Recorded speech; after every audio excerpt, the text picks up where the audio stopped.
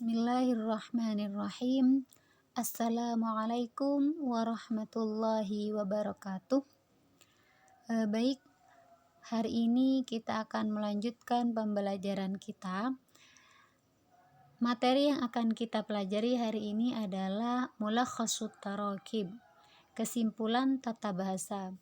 Jadi, hari ini kita akan mempelajari tentang tata bahasa atau tarkib atau susunan pada materi atau hiwar yang sudah kita pelajari pada minggu lalu yang berkaitan dengan at-tasawwuq. Mana at-tasawwuq? Apa artinya tasawwuq? Masih ingat? Tasawwuq itu artinya berbelanja atau shopping ya. Jadi yang pertama di sini adalah tafaddal. Kemudian di sini ada mu'jam, daftar, qalam, kitab, thawb. Jadi tafaddal di sini artinya adalah silahkan. Ketika kita gunakan di dalam kita muamalah jual beli atau kita sedang membeli atau menjual sesuatu, maka kata tafaddal ini bisa kita gunakan untuk ini barangnya, menyerahkan atau menunjukkan barangnya seperti itu. Di sini tafaddalil mu'jam. Ini kamusnya. Jadi ketika ada pembeli misalkan saya ingin kamus, nah bisa ditunjukkan dengan menggunakan kata tafaddal atau menyerahkannya dengan kata tafaddal.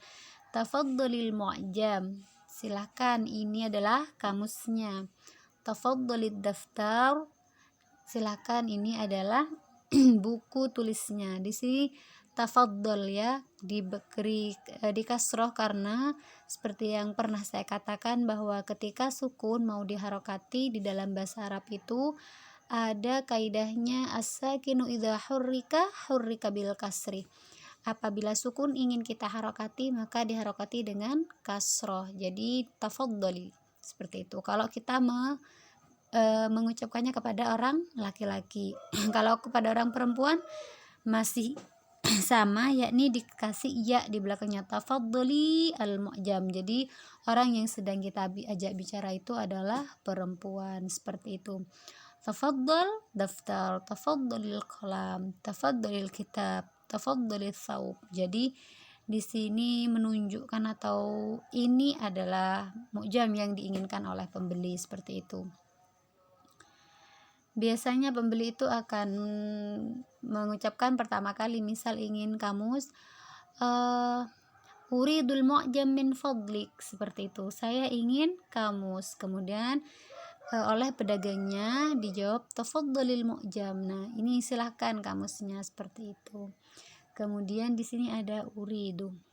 Uridu itu menginginkan sesuatu, jadi ingin mengucapkan keinginannya.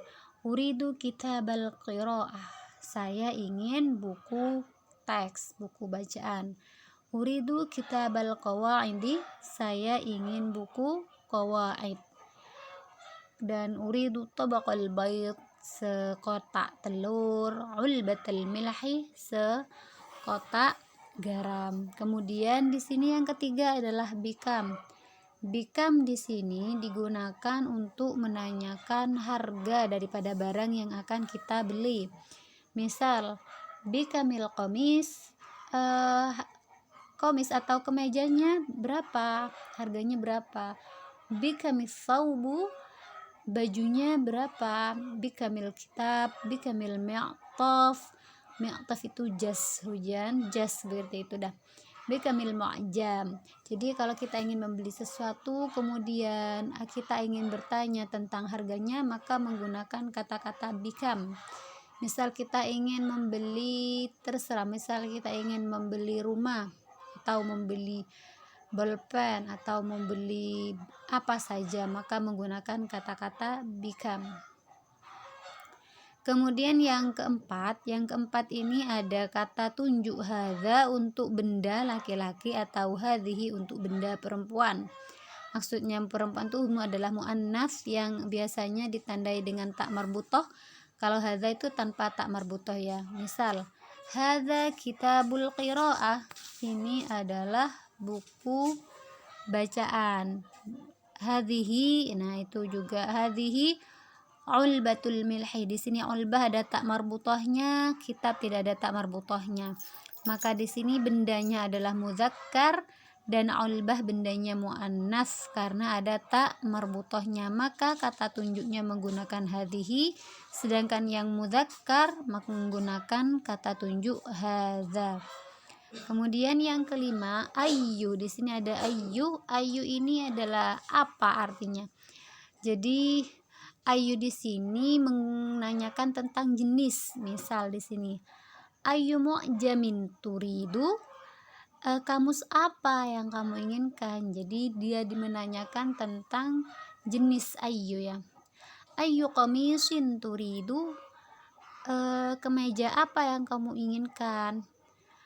Ayyu saubin turidu, baju apa yang kamu inginkan. Atau kamu ingin baju apa, kamu ingin kamus apa, begitu. Jadi kalau cara menerjemah itu disesuaikan dengan tata bahasa Indonesia yang kita pahami kalau kita terjemahkan dalam bahasa Indonesia, seperti itu ya. Kalau misal ingin bertanya tentang pelajaran apa hari ini, begitu. Ayu darsin nadrusul yaum, pelajaran apa yang akan kita pelajari hari ini, seperti itu. Jadi di sini ayu di sini menanyakan tentang jenis. Kemudian yang keenam, uridu di sini seperti tadi menyatakan keinginan. Kemudian di sini pada kolom ketiga ada jenis daripada jenis yang benda kedua ini. Misal uridul mu'jamal arabi, saya ingin kamus bahasa Arab. Uridul qamisal azraq, saya ingin kemeja yang berwarna biru. Uridus saubal abyad, saya ingin baju yang berwarna putih. Uridul qalamal akhdar, saya ingin pena yang berwarna hijau. Uridul masjidal haram, saya ingin ke masjid haram. Kemudian yang ketujuh, di sini ada benda, kemudian ada bi dan ada harga.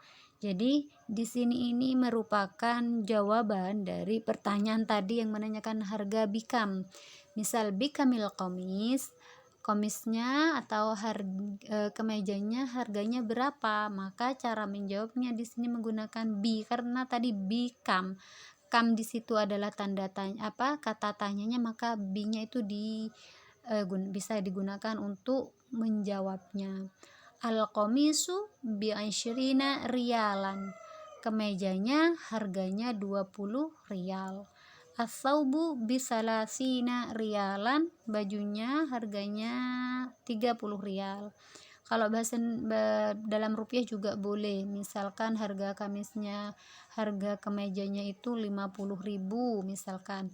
Al-qamisu bi 50 rubiyah, seperti itu ya. Dan seterusnya. Kemudian yang kedelapan di sini, ini adalah lafaz al-matlub. Al-matlub itu menyatakan harga yang harus dibayar. Al-matlub itu arti sebenarnya adalah yang seharusnya, seperti itu. Al-matlub 20 rialan, berapa yang harus dibayar? Yang harus dibayar adalah 20 rial. Al-matlub 30 rialan, seharusnya 30 rial, seperti itu. Al-matlub 40 rialan, 40 rial. Al-matlub 50 rialan. Di sini tidak ada binya ya kan, di sini langsung. Kemudian yang kesembilan ini adalah hadhihi 20 rialan. Tadi hadhihi sudah saya jelaskan untuk menunjukkan benda yang muannas. Nah, di sini nih kalau misalnya ada pertanyaan mana muannasnya, kok di sini tidak ada tak marbutohnya, maka dilihat di sini rialan. Jadi rialan itu adalah bentuk jamaknya ya. Jadi kalau jamak daripada kata itu yang tidak berakal, dia dihukumi muannas. Jadi menggunakan hadihi. Maksudnya apa? Ada bentuk jamak yang tidak berakal, dia dihukumi muannas. Kullu